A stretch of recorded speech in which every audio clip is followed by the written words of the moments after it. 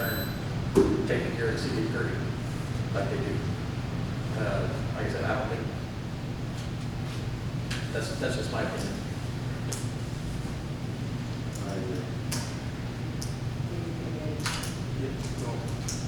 I mean, of course, I'm always going to support the police department. But again, I think it's better, we have option A or option B. I mean, and I have, like Stephanie brought our attention to, I have absolutely no objection, and I wholeheartedly support, anybody going to Stephanie, because I know Stephanie's going to do it, whether anybody gives her a dime or not to help her out. She's still going to do it. She always does. But for somebody to go to Stephanie and say, hey, we like your idea. We want to be on board with you. What do you need? I know she would appreciate it, and she will tell you firsthand. I know the officers appreciate it.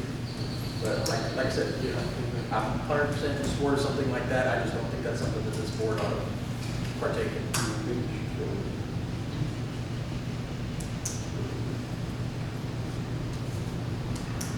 Any other discussion? Comments?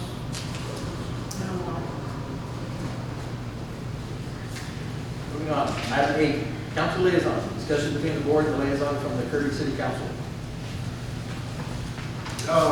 I'm really glad that y'all went forward with the simulator. As a retired officer, I still have a T-close instructor's license and a field training license for the officers. Officer appointments even has a field training certificate.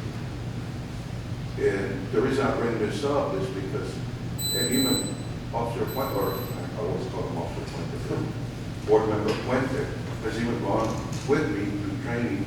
Back in the day, when it was so expensive to set up these trainings,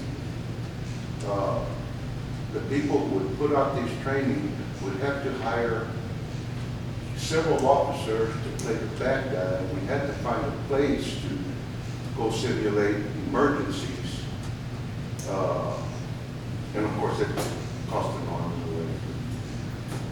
So with this machine, you cut down not only on time, on pay, you cut down on everything. And not only that, you cut down on your liability. But there's only a couple of questions I had. Does that simulator come with an instructor? The company that provides it provides on-site training. And I mean, it's pretty simple. I mean, it's basically, No, and I basically a understand laptop. Because what I'm looking for the police department is to, when they go through this training, they will get T-close credit hourly for any training that they're doing. But I don't know if anybody there has an instructor's license. There's 3 of us. Okay, and that's the main part. So whenever they go on training, they don't have to leave or go to a certified training area. If they have instructors that they can just report to T-close and give them credit. And again, having a similar in our department, that they do come, and I think I was with President, Vice President. Yeah. So, all I was saying is that y'all heading in the right direction, but those were issues that probably, I want to make sure, well, not me, y'all, that these officers are getting the credit that they deserve while they're under training. And of course, somebody comes and trains the instructors. That's correct. So like that, if there's any question from T-close, they can come themselves and train. And I can tell you just from my personal experience, I have a connection, actually it's my son, with the Guadalupe County Sheriff's Department. And I had lunch with him and one of the sheriff's deputies over there, and I was telling him about this deal. And I mean, I had their complete undivided attention the whole 15 minutes I was talking about it. And I'm not kidding you at all. The first thing they asked is this something that y'all are going to be able to let other people train on and be able to use it? And I told them what we had talked about the first time. That's why we're looking at something like this, because it's not something we wouldn't even have to have their officers come here it would be something that we could take to them, Right. you know, and they can train in one of their buildings. And that's- And they're just like us, they have officers that are, you know, like OT that are, you know, can do the training and everything like that. So, you know. And that's what I was saying, training back when we used to do it, it wasn't a natural setting. Everybody had to put helmets on, everybody had to put vests on, you know, they had simulated ammunition. Now, we actually had to shoot at one another. And actually, we still do that alert training, that's. Yeah, they used to go back. so, you know, that kind of cuts down on that time, that equipment and all that. So you're gonna be way ahead. I know when the guy brought it in to PD, he had that thing set up in like, what, 15 minutes? Yeah.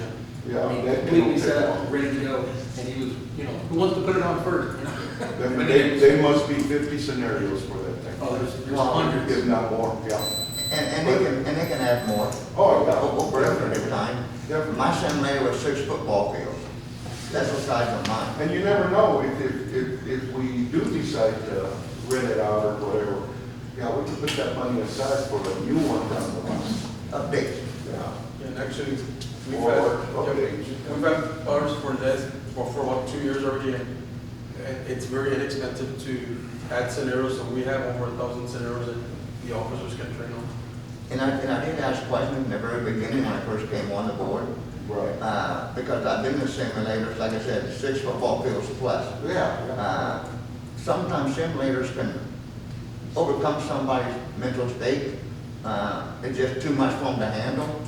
But it takes them from step 1 or step A, it progresses them. So, because if you try to throw too much at one person at one time, Yeah. the stress level hits the roof. Blood pressure goes up and you fail. Right. But at least this one, I haven't seen it, but I've heard everybody talk about it. It takes you from step A to step B. And that's what I liked about it, and that's why I agreed upon it, because it doesn't put a lot of pressure on you. You're gonna fail, you're gonna win. But failing is part of winning. So it's not too stressful to them, I was for it. And also to chime in with Mr. Mr. Owens? Roman on the National Night Out. I mean, I've been here many years, and there was always a party in my house.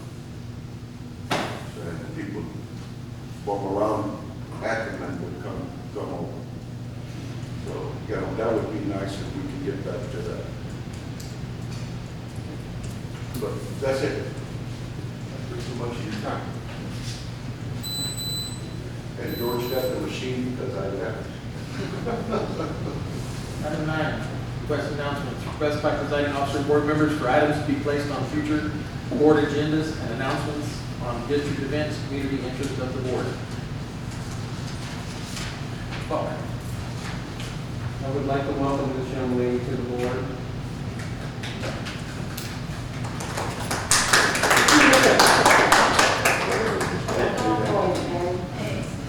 And everybody can be here tonight when you're on time.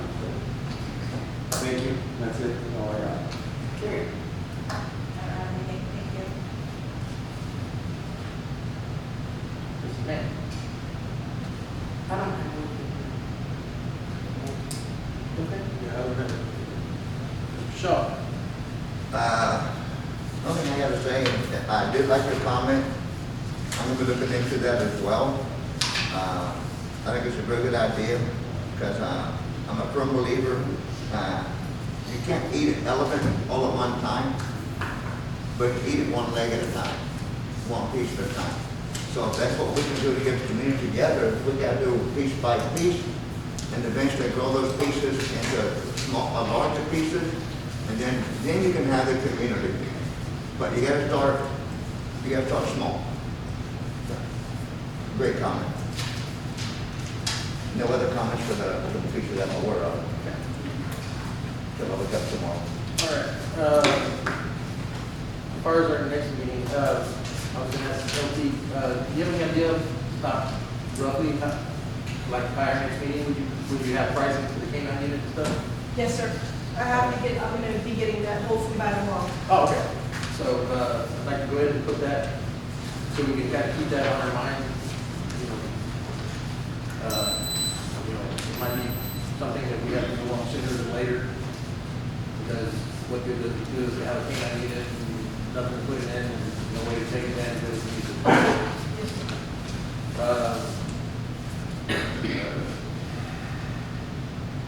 I wrote down here National Night Out. I'm trying to, I know I'd like to kind of run with Monique's idea about getting a letter that we can circulate out to the different groups and churches and organizations and whatnot in the community. I guess, see if I get Teresa and Monique on that.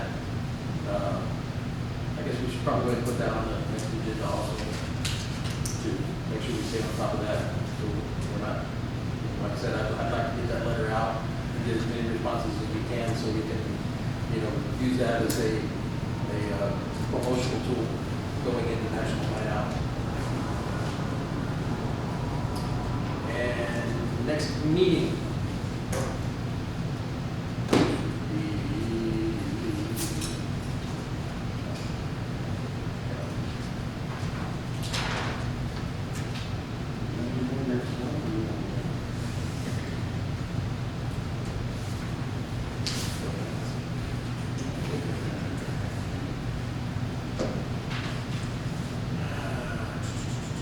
Are you all going to go back to the third Tuesdays? Because I know that was an open day at City Hall. That would be preferably, if we could, if City Hall's available that day. Yeah, May 18th would be your next. May 18th, work. Third Tuesday. What we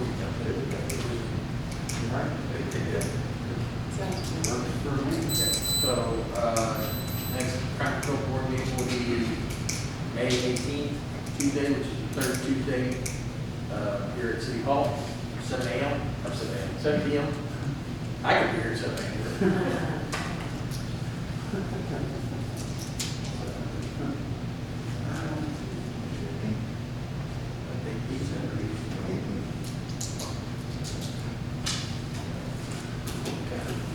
And that's all I have. Have a motion for adjournment?